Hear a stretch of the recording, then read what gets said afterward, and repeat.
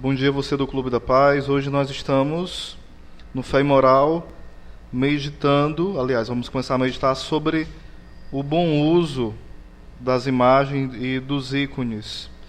Digo bom uso para sabermos a beleza, a importância que tem para nós.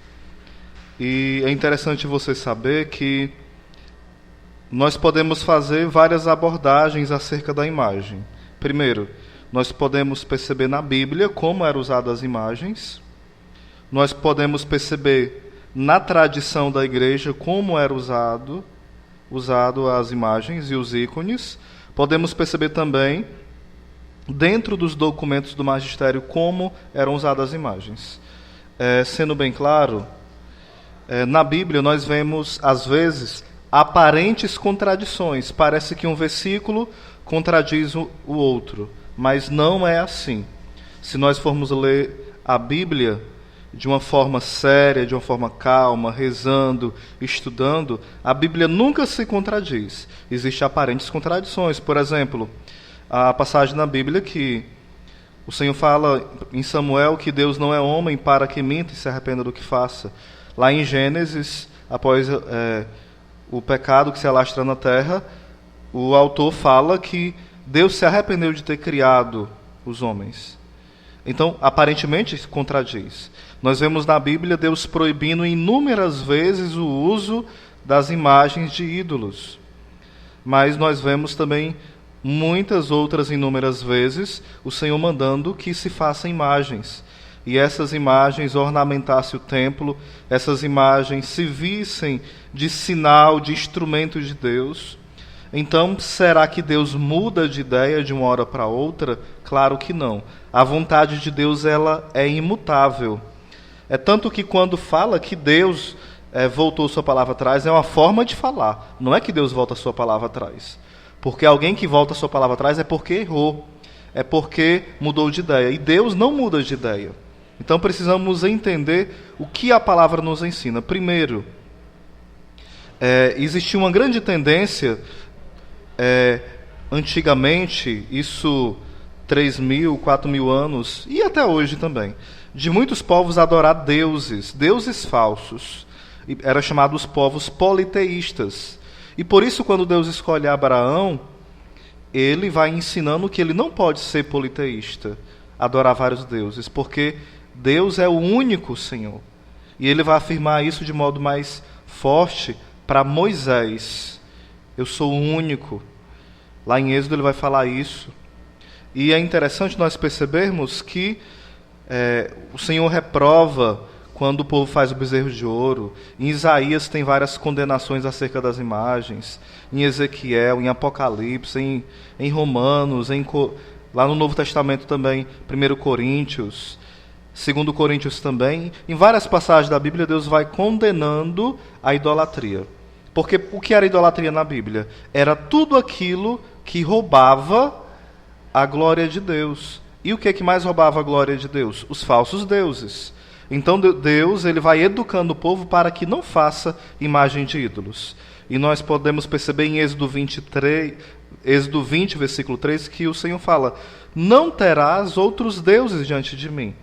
A chave de leitura desse texto que é citado para nós deve ser feita de forma coerente. O que é que Deus fala primeiro? Não terás outros deuses. Êxodo 20, versículo 3. E algumas pessoas citam para nós, querendo dizer que é proibida a imagem, o quê? Êxodo 20, versículo 4. Não farás imagem para ti de escultura do que está em cima do céu, sobre a terra, debaixo das águas. E vai falando que é proibido. Deus de verdade não proibiu fazer imagens. O que Deus proíbe primeiro é o que fala o versículo 3. Não terás outros deuses. Ou seja, ídolos. Pessoas que nós colocamos, imagens, coisas, o que for no lugar de Deus. Deus proíbe, porque na idolatria na Bíblia é como se fosse um adultério. O povo de Deus ele é comparado na Bíblia à esposa de Deus. Israel é como se fosse a esposa de Deus. Então, quando o povo vai para outros deuses, isso é o quê? Um adultério. Uma idolatria. Então, toda vez que a Bíblia fala de idolatria, está dizendo: o meu povo me traiu. O meu povo foi infiel a mim. Então, inúmeras passagens da Bíblia condena os ídolos. E deve condenar. E até hoje condena. Não foi só para antes, nem para agora, será sempre.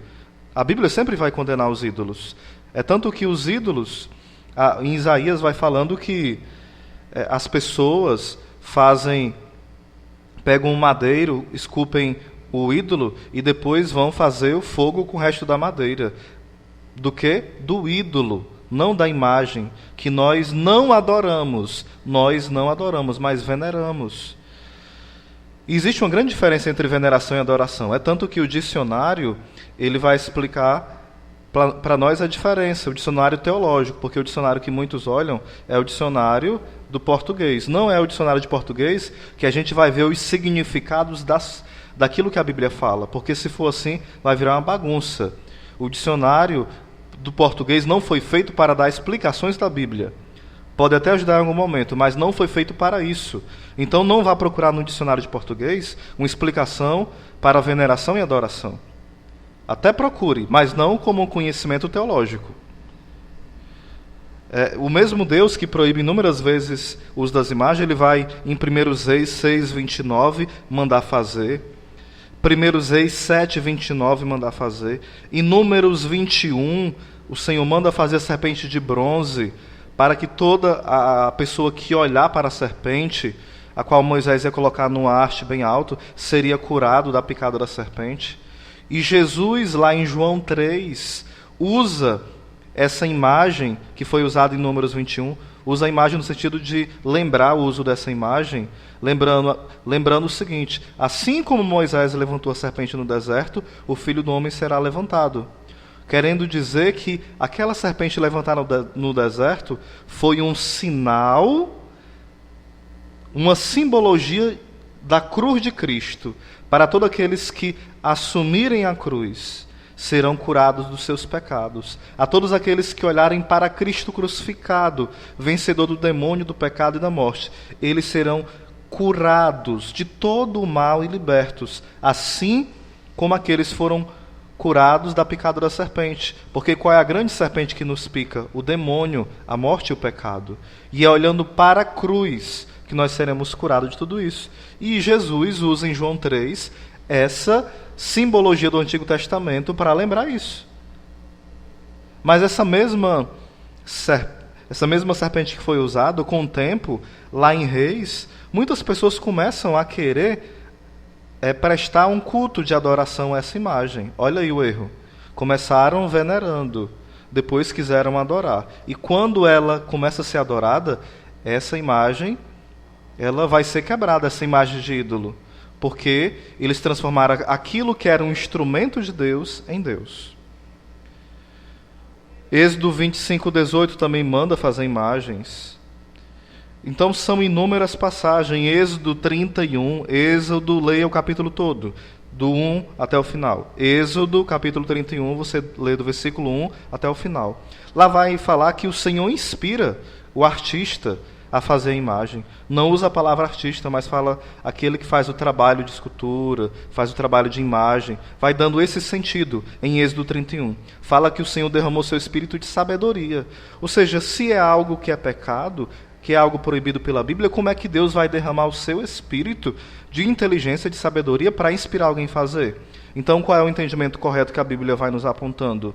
Ídolo, nunca. Imagem, para venerar, para lembrar a glória de Deus, sempre. Então podemos sim, com toda tranquilidade, usar as imagens.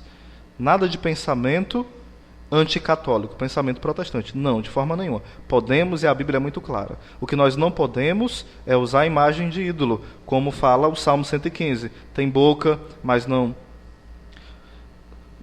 vai degustar, tem o nariz, mas não vai sentir o cheiro, e vai falando como é o uso dos ídolos. E fala, semelhantemente, tornam-se aqueles que os fabricam e o adoram. Falando do ídolo, não da imagem propriamente dita. Também nós podemos ver que sempre, na tradição da igreja, foi usado as imagens. Os santos padres, os outros santos sempre tinham imagens, usavam um crucifixo, usavam a imagem da Virgem Maria. Isso é coisa bastante antiga dentro da Santa Igreja. Desde os primeiros séculos a imagem já era usada. E teve um herege, então, por favor, não seja herege, acorde, não seja um herege, quiseram proibir. E São João Damasceno, um santo homem de Deus, combateu esses hereges. E no Concílio de Nicéia, em 787, se eu não me engano, novamente a Igreja afirma, não. As imagens devem sim ser usadas como sinal da presença de Deus. E Jesus se fez homem. Então nós podemos agora fazer imagens, porque Jesus inaugurou uma nova economia das imagens. Já podia no Antigo Testamento, de forma um pouco tímida, e agora se pode muito mais fazer imagens. Porque Jesus se fez carne e habitou entre nós. Então nós vemos em Jesus o rosto do Deus invisível. É interessante também nós percebermos que os primeiros cristãos, eles sabiam diferenciar o que era ídolo e imagem. Quando as pessoas pegavam os cristãos e perguntavam, adorem essa imagem, prestem culto, eles preferiam morrer queimados, degolados, crucificados, comido por feras, do que adorar o ídolo. Mas esses mesmos cristãos que não adoravam os ídolos, eles tinham veneração pelas imagens. Ou seja, eles sabiam diferenciar uma coisa e outra. Então, 3 concílios da Igreja confirmaram o uso das imagens. Já era usada sempre foi. Mas, de forma mais concreta, 3 concílios nos mandam usar as imagens dentro da Igreja, nas vestes litúrgicas, em nossas casas. O Concílio de Nicéia, século VII, século VIII. O Concílio de Trento, depois que os protestantes começaram a surgir, Concílio de Trento, e o Concílio Vaticano II, ele reafirma o bem que traz usar as imagens.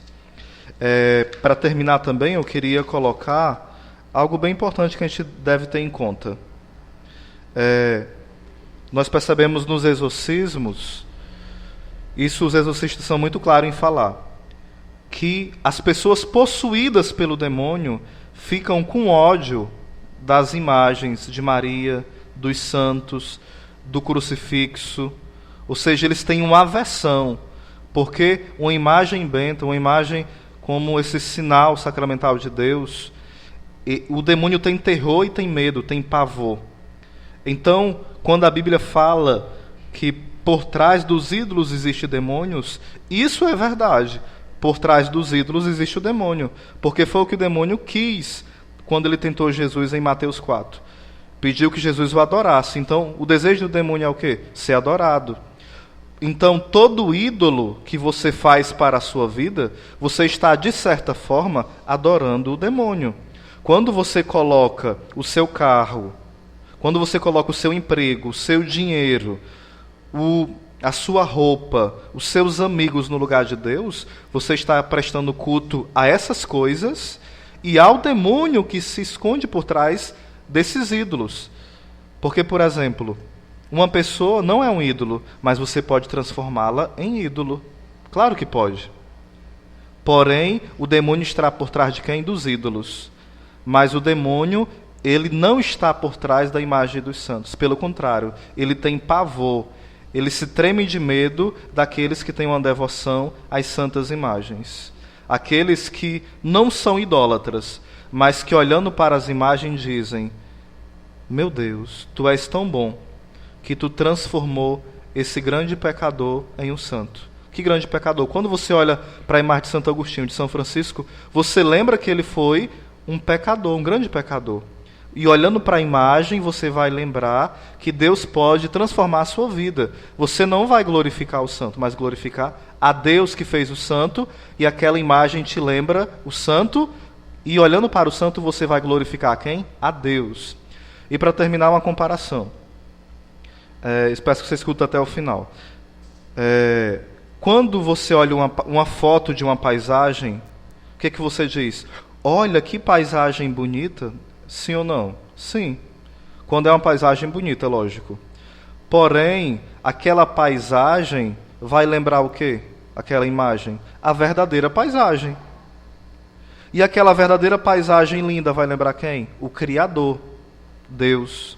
Então, isso que acontece com as imagens. Eu olho aquela imagem e lembro que ela é a imagem de alguém que foi tocado por Deus. E quando eu vou procurar descobrir quem é esse alguém, São Francisco, Santa Teresa, qual santo seja da sua devoção, quando eu vou estudar a vida daquele santo, eu vou perceber, puxa vida, isso só pode ser Deus na vida de alguém.